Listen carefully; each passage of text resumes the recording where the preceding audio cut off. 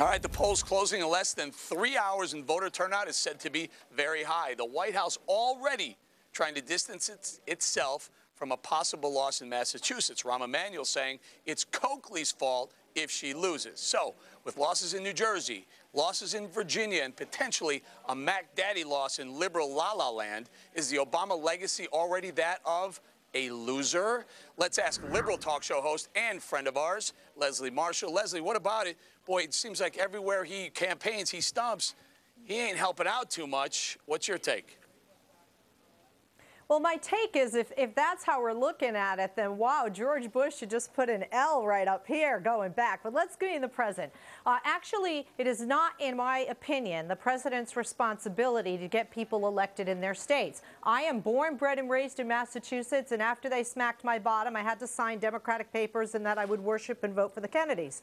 And I'll tell you, in the state of Massachusetts, whether you're a Democrat or Republican, one thing that Massachusetts people like is hard work. I come from that background and that ethic, and I've got to say here that if Coakley loses, it was hers to lose. I think she was overconfident, Leslie, and she just didn't work as hard. But I don't think she's going to lose. No, let me do this. Let me do this. Bill Clinton went there. He went to Massachusetts on Friday. He said, this is our candidate. She's going to perpetuate everything we started. She's going to finish what we started. Then Obama went on Sunday. Big speech. First of all, out of touch, saying that I wouldn't get into the truck with the other candidate. Meanwhile, it's a GM truck. We have a shot of that in a minute. My point is here. Up until today, up until this morning, when the polls showed Brown with a major lead, everyone was saying, Coakley's our girl. Now, Dems all over the place. Rahm Emanuel saying, boy, I don't know about her. She should have worked a lot harder. I mean, a little late to start backing out of that campaign, right?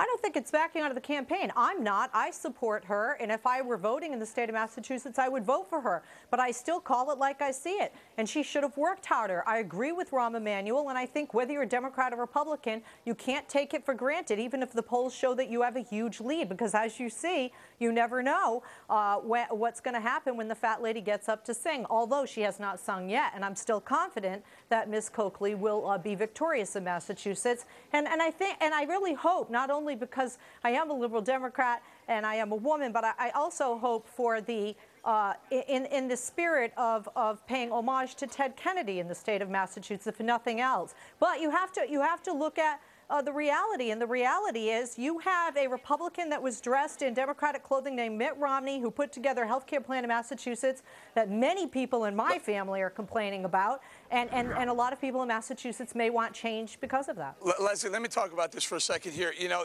there are people who say the Obama administration, we expected change, we didn't want that, this kind of change. All of a sudden today, Nancy Pelosi says, we're going to have health care, like it or not. Is she just absolutely out of touch? I think the polls are showing somewhere around 2/3 of the people who are involved, who have an opinion, don't want health care reform, yet she says you're getting it anyway. Out of touch? No, I wouldn't say out of touch. I think this is sadly a deja vu moment. We saw it in the Clinton administration, and Americans do this on so many issues. Healthcare reform is just one example of that. We really want something. We're impatient. We want it wrapped up in a pretty bow. We don't want to pay for it, and then we get fickle, and then we get scared when this, Leslie. the talking heads like myself start to talk about it. I hate to no, do that it, is not true. It depends which poll you look at.